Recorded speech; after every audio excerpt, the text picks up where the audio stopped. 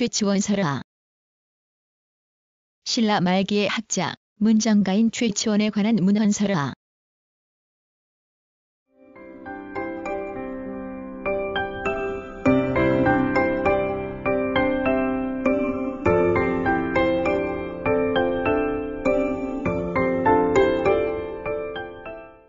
최치원이 당나라에 있을 때의 일화에 관련된 문헌설화이다. 한편이 설화이기는 하나 내용 구성면에서 다분히 소설적 면모를 띠고 있어 소설로 보는 경우도 있다. 이 설화는 원래 수의전에 수록되었던 것인데 성임이 태평통제 권 68에는 최치원이라는 이름 아래 전제되어 있고 그 뒤 권문회의 대동운부군옥 권 15에는 선녀홍대라는 이름으로 수록되어 전한다. 같은 내용이기는 하나 선녀홍대가 최치원보다 약 5분의 1 정도로 축약되어 있다. 태평통제에 수록된 설화의 내용을 요약하여 보면 다음과 같다. 최치원이 12세에 당나라에 들어가 과거에 급제한 뒤 율소현의 현유가 되었는데 항상 고을 남쪽의 초현관에 가서 놀았다. 초현관 앞에는 쌍렬분이라는 오래된 무덤이 있었는데 예로부터 많은 명현들이 노는 곳이었다. 어느 날 최치원 이 쌍여분에 관한 시를 지어 읊었더니 호련히 최금이라는 시녀가 나타나 쌍여분의 주인공인 팔랑자와 군왕자가 최치원의 시에 대해 화답한 시를 가져다 주었다. 시를 읽고 감동한 최치원이 다시 두 여인을 만나고자 하는 시를 지어 보내고 초조히 기다리노라니 얼마 뒤 이상한 향기가 진동하면서 아름다운 두 여인이 나타났다. 서로 인사를 나눈 뒤에 최치원이 두 여인의 사연을 듣고자 하였다. 원래 그들은 율소연의 부자 장씨의 딸들로 언니가 18세, 동생이 16세 되던 해에 그녀들의 아버지가 시집 보내고자 언니는 소금장수에게, 동생은 차타장수에게 정언하였다. 그러나 그녀들의 뜻은 달랐기에 아버지의 뜻을 따를 수 없었고 그 때문에 고민하다가 마침내 죽게 되었다. 그리하여 두 여인을 함께 묻고 쌍여분이라 이름하게 되었다고 한다. 이렇게 한을 품고 죽은 그녀들은 마음을 알아줄 사람을 찾았으나 만나지 못하다가 마침 최치원 같은 수재를 만나 회포를 풀게 되어 기쁘다고 말하였다.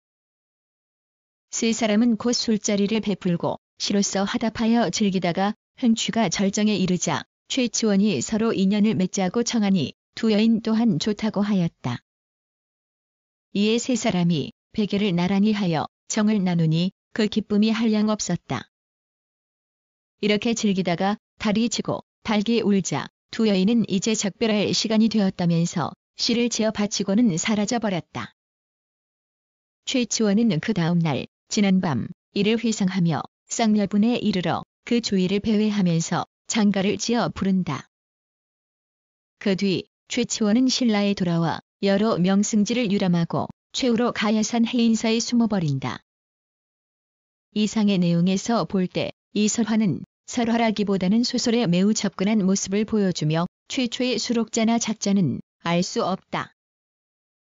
태평통제에는 수의전에서 나왔다고 하였고 대동운부군옥에서도 그 출전을 수의전으로 밝히면서 참고 문헌에는 태평통제도 기록하고 있다.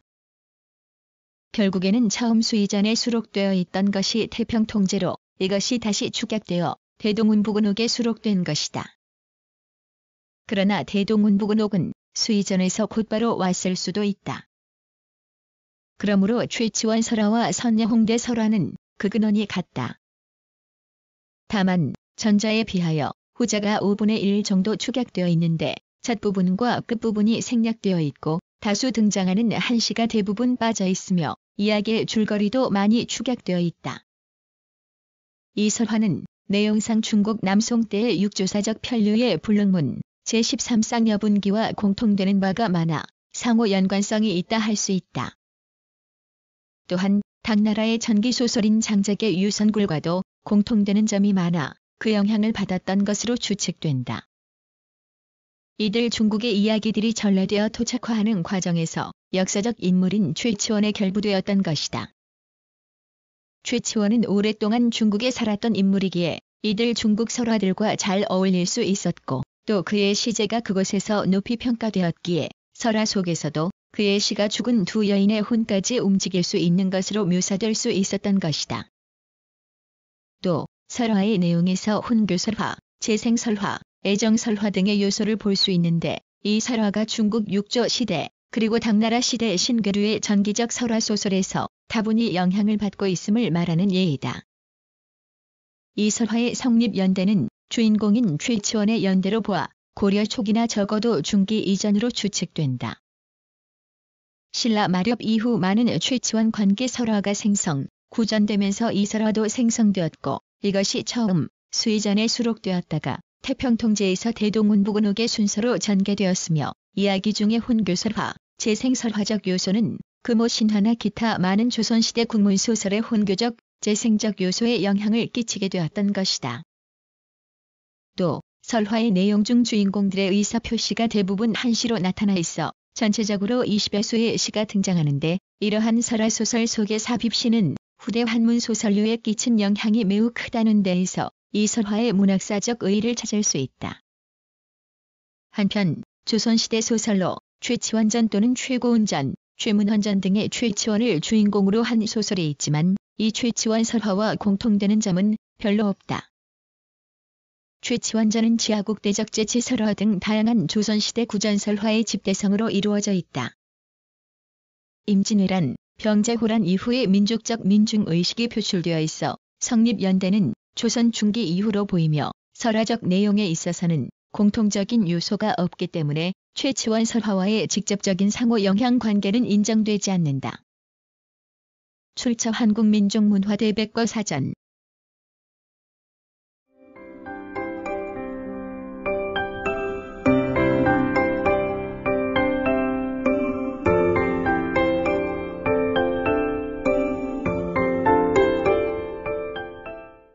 구성, 나그네 구석구석 여행. 낭독, 글 읽어주는 고지혜. 들어주셔서 고맙습니다.